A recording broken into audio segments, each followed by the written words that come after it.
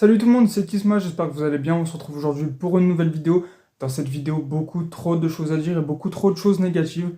Encore une fois, les semaines elles se suivent et se ressemblent. Encore un match nul, cette fois-ci contre Ludogorets. On y viendra, ce sera la deuxième partie de la vidéo. Avant ça, l'info de la semaine. Pierre Sage s'est malheureusement fait limoger par John Textor. On y reviendra longuement aussi parce qu'il y a beaucoup de choses à dire là-dessus. Et je pense qu'on est tous d'accord sur les émotions que ça nous procure. On enchaînera avec le mercato, une nouvelle fois beaucoup d'offres trop négatives d'ailleurs, et on finira avec pas mal de petites infos autour de l'OL qui vont circuler cette semaine. Donc c'est parti les gars pour la vidéo. On commence donc avec l'info qui nous a tous désenchantés en début de semaine. C'était Pierre Sage qui s'est fait virer par John Textor. Alors on savait qu'il y avait des rumeurs qui circulaient, ce depuis presque 2 semaines, voire même un peu plus. Il y avait aussi l'idée que Fonseca pourrait arriver. On a su qu'il y avait un coup de fil entre les deux personnes, John Textor et le nouveau coach de l'Olympique Lyonnais. Donc on va parler de ce choix de notre propriétaire, de notre président, de virer notre coach qui nous a fait survivre en quelque sorte. Donc déjà, on va remercier largement Pierre Sage parce que ce qu'il a fait à l'OL, c'est digne de ce qu'on n'a jamais vu dans le football français. On était dernier de Ligue 1, on est passé sixième, on a été qualifié en Ligue Europa. Jamais cet exploit n'avait été fait auparavant. Se sauver avec si peu de points à la septième journée de Ligue 1 et finir européen, c'était digne d'une utopie, personne n'y croyait. Personne ne pensait qu'on allait arriver à accrocher la Ligue Europa, se maintenir. On y croyait tous au fond de nous parce que on est lyonnais et on vit avec un peu le challenge depuis plusieurs années. Et malheureusement, bon, des fois ça n'a pas payé. Là, ça a payé, heureusement pour nous. Sinon, le club aurait coulé, vu les problèmes financiers d'ailleurs. Donc, en plus de ça, il nous a ramené en finale de Coupe de France. On a malheureusement perdu contre le Paris Saint-Germain. Mais ça clôturait une saison magnifique, on va dire, parce qu'arriver à faire un tel parcours face aux plus grandes équipes de Ligue 1, alors on n'a pas eu le plus gros parcours du monde de la Coupe de France, mais on a quand même bien joué lors de ce tournoi, ce qui nous a permis de défier le Paris Saint-Germain et de s'incliner, alors qu'on n'avait franchement pas non plus démérité, même si le PSG avait sorti une grosse prestation. En plus de ça, on est en Ligue Europa, on est qualifié dans le top 8, on a fait top 6, et on va direct en huitième de finale, sachant qu'on est à 4 points, je crois, du moment, enfin, au début de semaine, on était à 4 points de la Ligue des Champions, on verra ce soir, après la rencontre face à l'Olympique de Marseille, qui sera très compliquée également. Donc voilà, le bilan de Pierre Sage parle en sa faveur. Il n'y a clairement pas lieu de renvoyer un entraîneur qui a un bilan comme ça. Je crois qu'il est sur le podium des entraîneurs qui ont le plus de points par match de l'histoire de l'Olympique Lyonnais. Après, je pense à Santini, non, je crois que c'était pas Santini, on a Houillet, j'ai plus les noms exacts. Mais on a les gros coachs de la grosse ère de l'Olympique Lyonnais et des championnats qui ont été raflés par notre beau club. Malheureusement, ça ne suffit pas pour John Texter qui est un malade mental, je suis désolé, mais ça on va y revenir.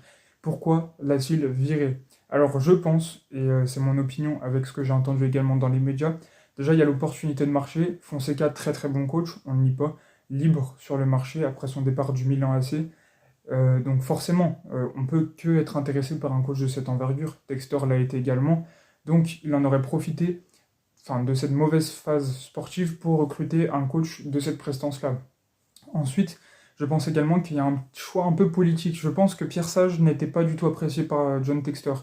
Pour sa gestion des joueurs que notre président a ramenés, je pense à Adrielson, je pense à Wilfried Zaha, mais la gestion a été faite à juste titre, vu le rendement de ces joueurs sur le terrain et la motivation d'un certain Wilfried Zaha qui était clairement à désirer, et donc la gestion de Pierre Sage était totalement légitimée, et je pense qu'on est tous de cet avis-là. Il y a aussi la gestion des joueurs, on va dire, du gang des Lyonnais, même si cette appellation a perdu un peu de son sens depuis une ou deux saisons, mais en tout cas il y avait pas mal de joueurs de Lyon, certes Cacré ne faisait plus partie de ce 11, ni de la rotation d'ailleurs, mais en tout cas il y avait un peu cette favorisation de la colonne vertébrale avec Tolisso, Lacazette, Cherki qui était là, et ça saoulait un peu John Textor, de ce que j'ai compris. Je pense que c'est pour ça que notre cher Pierre Sage a été limogé, alors que c'est complètement injuste.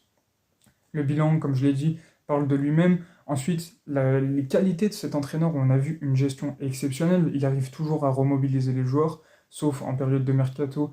Et ça, je pense que le problème ne vient pas de lui, mais de plus haut. Si vous voyez de qui je parle, évidemment de John Textor. Donc, une gestion folle, un ADN qui se crée, un jeu de possession avec des schémas qui commençaient à sortir, qui nous amenaient vers l'avant et qui nous permettaient de prendre le jeu à notre compte. Ça, c'est notre ADN qui a été créé par Pierre Sage et qui aurait dû perdurer si John Textor nous aurait permis de le garder. Or, il a fait autrement. Et je vais vous mettre une de ses citations à l'image, parce que le mec est complètement lunaire. Il arrive à te sortir des trucs comme ça. Je l'ai plus en tête, honnêtement. Mais c'est une folie. Il avait déjà dit, j'étais assez fou pour mettre Pierre Sage entraîneur, je serais assez fou pour le virer. Il est complètement déconnecté de la réalité. Un bilan comme ça, un entraîneur de cette qualité-là, on n'en fait plus beaucoup des entraîneurs français comme ça. À part Genesio, je voyais pas quel entraîneur français était meilleur que Pierre Sage. Enfin, le timing est exécrable également, on est en pleine période de mercato.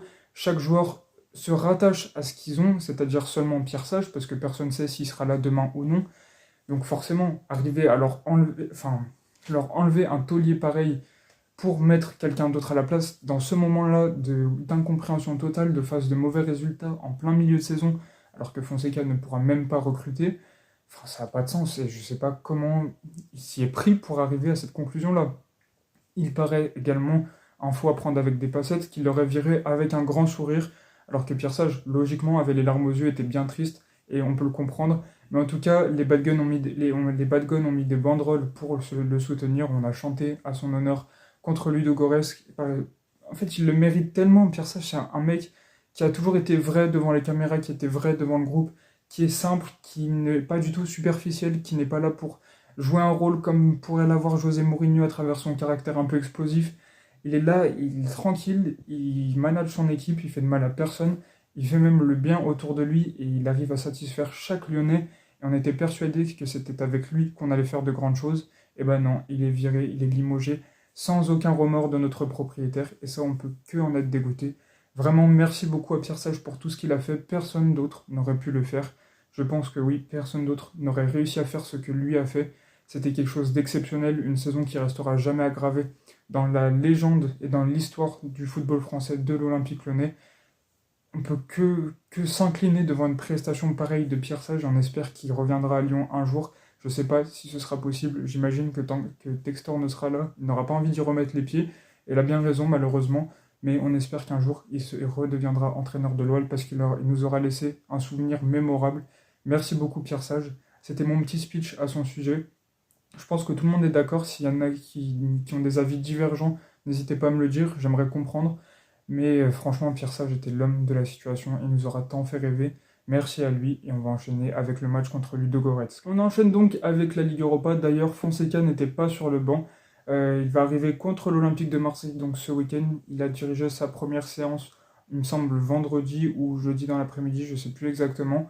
Mais en tout cas, il arrive avec son staff que je mets à l'image. 4 personnes, si je dis pas de bêtises, ou oui, il me semble c'est ça. 3 ou 4 personnes qui rejoignent l'OL. Ce qui me fait penser que Pierre Sage part, mais aussi ses adjoints aussi.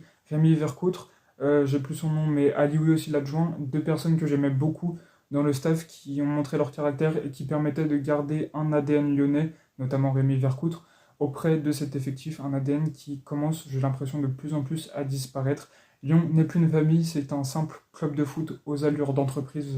C'est en tout cas mon impression, et ça c'est assez triste. C'est dommage et j'espère qu'on va quand même essayer de sauver les meubles, que l'ADN lyonnais sera sauvé au sein des diverses hiérarchies du club, des différentes sections administratives du club, surtout dans le staff. J'aurais bien aimé que Vercoute reste parce qu'il apporte quelque chose. Et pareil au niveau plus haut, à l'administration, quand je pense au directeur sportif, ou encore à des postes un peu similaires, directeur technique, directeur du football, toutes ces choses-là, j'aimerais qu'il y ait un petit lyonnais qui vienne remettre un peu cet ordre qui nous a fait tant gagner de championnat lors des saisons précédentes, de la première décennie de ce millénaire. Bref, ce n'est pas la question. On est là pour le match face à Ludogorets et malheureusement, il s'est encore soldé par un match nul, un partout contre une équipe très faible, mais notre équipe était aussi faible qu'eux. Alors l'équipe bulgare n'a pas démérité honnêtement parce que la première mi-temps sur les 25 premières minutes, c'était compliqué pour nous. Heureusement que Lucas Perry était là.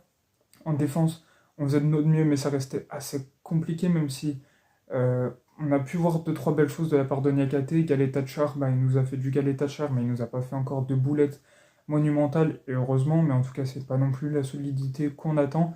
Les latéraux, Koumbedi prend de l'ampleur, et ça me fait plaisir. J'adore ce joueur avec sa hargne, même s'il prend beaucoup de cartons jaunes, et c'est un très bon joueur que j'apprécie énormément et qui doit gratter du temps de jeu.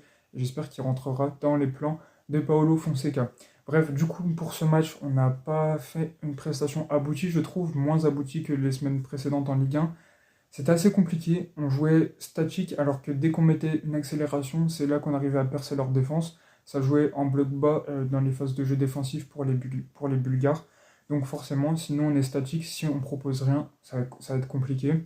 Cherki avait beaucoup pris le jeu à son compte, il a utilisé beaucoup de ballons, mais il n'en a bonifié que peu par rapport à tous ceux qu'il a joué. C'est ça que j'ai trouvé un peu dommage. Un peu du Cherki de la fin de saison dernière, enfin c'est un peu dans ce sens-là que je l'ai vu. Il était plus juste évidemment que la saison dernière, mais il n'a pas bonifié autant de ballons qu'il l'a fait lors des dernières semaines, je trouve. Mikotadze n'a pas pu faire grand-chose, il n'a pas été beaucoup servi. Noama a fait une prestation plutôt correcte, je pense. Donc voilà, on a vu pire, mais on a largement vu mieux. Dans le jeu, comme je vous ai dit, le plus gros bémol, c'est qu'on mettait aucun rythme, aucune créativité, alors que c'était là qu'il fallait appuyer et que ça les faisait mal, et que ça leur faisait mal.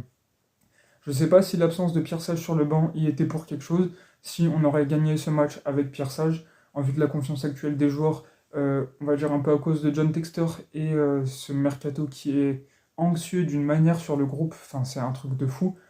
En tout cas, là n'est pas le sujet, mais en tout cas, on a fait un match pas très très abouti. Il va falloir se réveiller contre Marseille parce qu'il va falloir montrer des choses, montrer du caractère face à un match tendu avec un vélodrome au complet. Il va falloir être présent à l'impact, surtout là où on ne l'a peu été, encore une fois, dans les duels contre Ludogorets. Il va falloir se relancer. J'ai pas d'autres mots, les gars. Ce match-là, c'est un contexte idyllique si on arrive à se relancer. Par contre, on a moins de choses à perdre, je pense, que l'Olympique de Marseille. C'est un débat que beaucoup de gens ont. Marseille a plus de choses à perdre que Lyon. En tout cas, c'est ce que je pense sur cette rencontre, évidemment. Donc, malgré ce match nul, d'ailleurs sauvé par Lucas Perry encore une nouvelle fois à la fin et sur un arrêt de fou, on finit 6ème de Ligue Europa, alors qu'on aurait pu être maximum 3ème, voire 4ème, ce qui aurait été encore mieux. Mais en tout cas, on hérite de 4 équipes qui seraient plutôt abordables. Alors, la plus dure serait évidemment l'Ajax, même si normalement, si on affiche une grosse prestation, ça devrait le faire. C'est pas l'Ajax d'il y a quelques saisons. D'autres équipes assez intéressantes, l'Union Saint-Gilloise, il faudra quand même se méfier, mais on est au-dessus. Après, on était au-dessus contre Bourgoin-Jallieu, évidemment aussi. Mais c'est pas le même contexte, c'est pas les mêmes qualités, on va dire, d'équipe. Et ce sera pas la même façon de jouer, évidemment. Donc il y a l'Union Saint-Gilloise, il y a le PAOK Salonique en Grèce, et il y a aussi le Steaua Bucarest. Donc 3 équipes plutôt abordables, un chouille moins, c'est l'Ajax. Mais franchement, on hérite d'un bon tirage au sort, enfin d'un bon classement qui fait qu'on a de bonnes équipes. On verra après contre qui on jouera au tirage au sort. C'est autre chose. Voilà pour le match de Ludogorets. On va maintenant passer au mercato parce qu'il y a énormément d'infos qui sont sorties. Elles font vraiment pas tout plaisir. Alors le mercato, on commence avec les informations assez mineures. C'est officiel, c'est cool les gars. Le joueur formé à Lyon, le jeune attaquant de 22 ans, rejoint Al Riyad en Arabie Saoudite pour 25% sur une éventuelle plus-value. C'est dommage, j'aimais beaucoup ce joueur, j'aurais rêvé de le voir jouer avec les pros, mais honnêtement, il n'avait pas le niveau pour cette équipe-là, donc forcément, il devait partir parce que je n'imagine pas qu'il voulait jouer toute sa carrière en National 3 avec la réserve, c'était plus possible. Malgré de belles qualités, il va s'en aller du côté de l'Arabie Saoudite, donc voilà pour ça, bonne continuation à toi, c'est cool les gars, et merci d'avoir respecté le blason comme tu l'as fait, comme d'autres ne le font pas. Petite pensée pour Amine Gouiri qui rejoint l'Olympique de Marseille et qui espère gagner contre nous ce soir.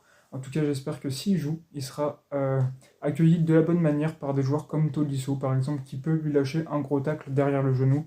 Ça serait pas très dérangeant. Excusez-moi un peu ma haine, mais bon, j'en ai marre que des joueurs respectent aussi peu le blason, surtout quand c'est un joueur formé au club.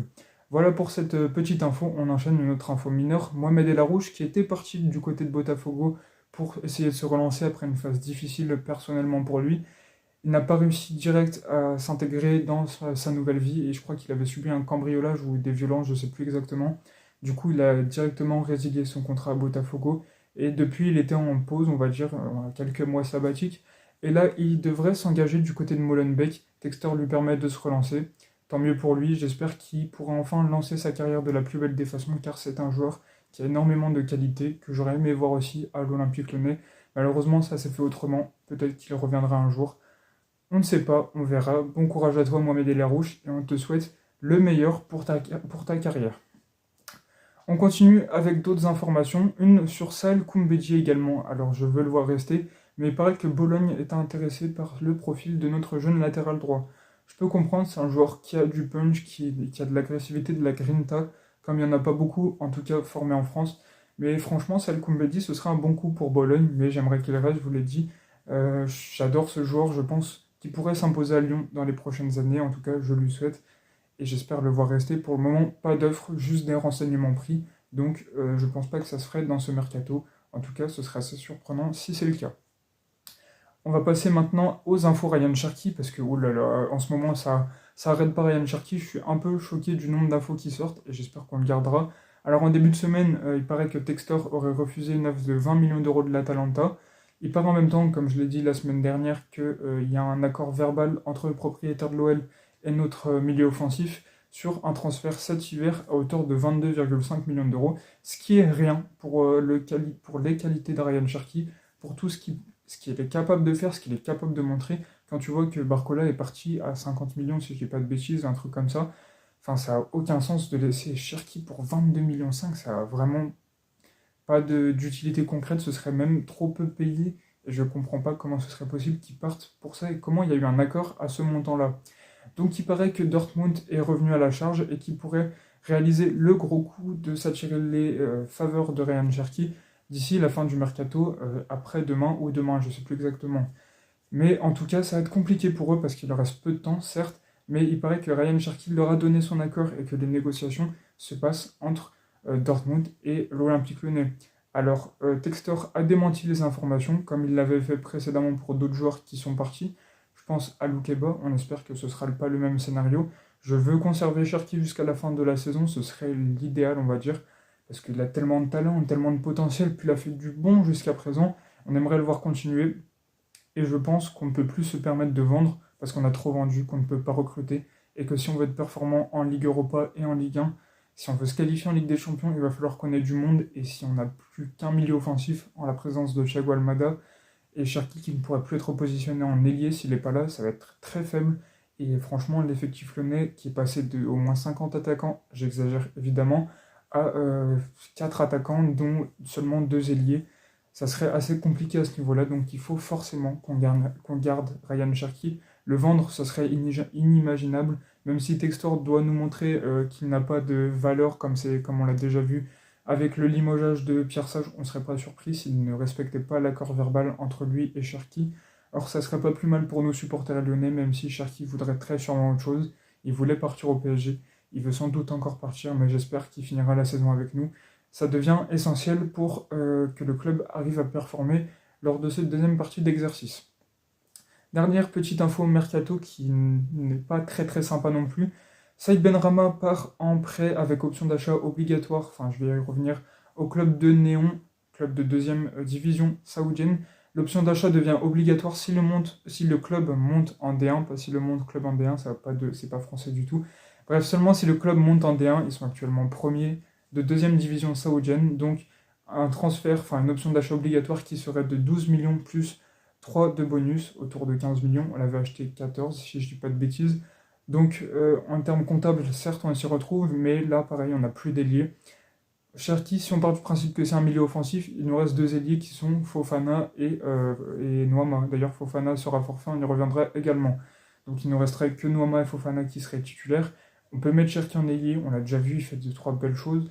Il arrive à performer sur ce poste-là, même si c'est pas son poste de prédilection. Mais si en plus on va Cherki, ça y est, c'est fini, on n'aurait que 2 ailiers, enfin ça n'a aucun sens pour 6 mois qui vont être très intenses. Et pour 2 jeunes joueurs, il ne faut pas cramer les jeunes joueurs. On l'a vu sur certains gros talents du Barça. Je pense à Pedri qui a beaucoup de blessures récurrentes. Gavi pareil, Ansu Fati un peu plus tôt, qui a subi énormément de blessures, qui font qu'aujourd'hui il n'est plus très performant.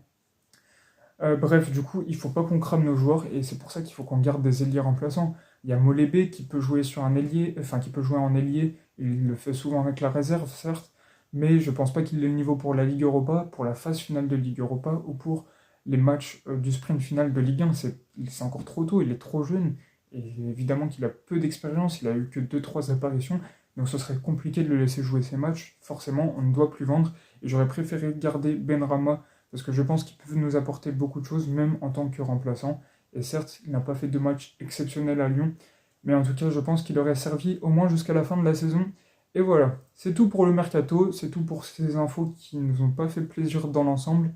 Même s'il y en a, ça va, on est content de voir des joueurs se relancer comme Mohamed El Arouche, comme Sekou les gars.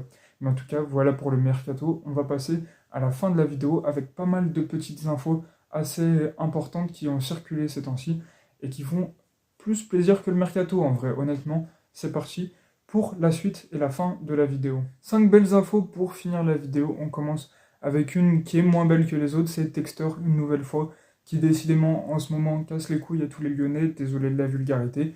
Il voudrait racheter un club portugais qui serait Casa Pia.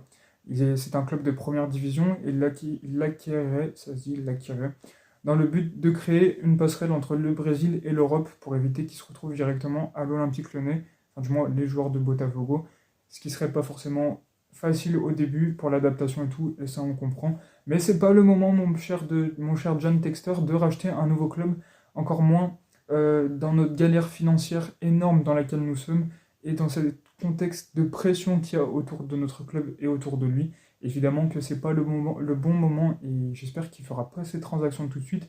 Déjà qu'ils vendent les parts de Crystal Palace, on reviendra là-dessus quand ce sera officiel, mais tant que c'est pas fait, n'achète pas Casa Pia, ce serait un peu chiant. Voilà, on a plein de choses à régler. Occupe-toi d'abord de l'Olympique Lyonnais, qui est, j'ai l'impression, le cadet de ses soucis. Autre info qui fait plutôt plaisir, après cette qualification en top 8 de Ligue Europa, on a empoché 20 millions d'euros. Ça fait plaisir. Entre les différentes victoires, le classement, on se met plutôt bien et ça nous aide dans nos problèmes financiers. J'espère qu'il n'injectera pas une partie de cet argent à Botafogo, comme il a pu le faire sur d'autres manipulations financières assez étranges de John Textor. Mais voilà, donc 20 millions d'euros qui nous rentrent dans les caisses, ça fait plaisir dans le même contexte que je viens d'évoquer juste avant. Tant mieux pour nous. Autre info, c'est Malik Fofana. Il est toujours blessé, il était sorti sur blessure il y a une semaine ou 2 semaines, une semaine et demie, une semaine, je sais plus. Il me semble que c'était, oui, il y a une semaine, bref. Il est toujours forfait pour l'Olympico ce soir, ça va être un match compliqué, il va falloir se relancer comme je l'ai dit tout à l'heure. Malheureusement, ça se fera sans notre jeune ailier belge qui doit se reposer déjà pour sa blessure et parce que justement, comme je l'ai dit trop tôt, il y a ce phénomène que quand tu fais jouer trop de jeunes, ils s'épuisent parce que physiquement, ils ne sont pas acquéris leur capacité physique qu'un joueur par exemple de 23 ans qui peut jouer pleinement et jouer l'entièreté des minutes d'une saison limite, enfin j'exagère peut-être un peu, mais en tout cas un jeune joueur comme ça, c'est compliqué de le faire jouer autant parce qu'il va vite perdre de son tranchant, et on l'a vu, et va vite perdre de sa capacité physique, et on espère que cette blessure sera pas répétitive et que ce sera la seule jusqu'à la fin de la saison au moins, parce qu'on n'aimerait pas le revoir se blesser en vue du talent qu'il possède. Voilà pour cette info, il nous en reste encore deux. Cette fois-ci, c'est Ansley Maitland-Niles, une info assez intéressante qui faisait plutôt plaisir. C'est que le joueur qui est actuellement anglais a reçu un passeport barbadien, donc des Barbades, une île aux Caraïbes. Donc ça libère une place d'extra-communautaire qui nous permet de faciliter les recrues, enfin l'arrivée de nouvelles recrues qui eux ont des passeports extra-communautaires. Ça laisse un peu de place pour d'autres joueurs. Voilà pour cette info, il nous en reste encore une que je me souviens plus honnêtement, donc je vous la rajouterai au montage. Je suis désolé, petit problème de mémoire. J'ai pas assez révisé mes petites fiches, vous m'en voudrez pas, donc je la mets au montage et on peut en discuter en commentaire si ça vous fait plaisir, il n'y a aucun problème. Sinon on va se quitter là-dessus, c'est la fin de la vidéo, j'espère que vous l'aurez kiffé. Si c'est le cas, n'hésitez pas à liker, à commenter et à vous abonner. On se laisse sur une phrase de Bartruzza et on se retrouve la semaine prochaine pour analyser cette Olympico et la fin du mercato. Les gars, l'Olympique Lyonnais est une formidable raison d'être heureux. Allez, ciao ciao les gars.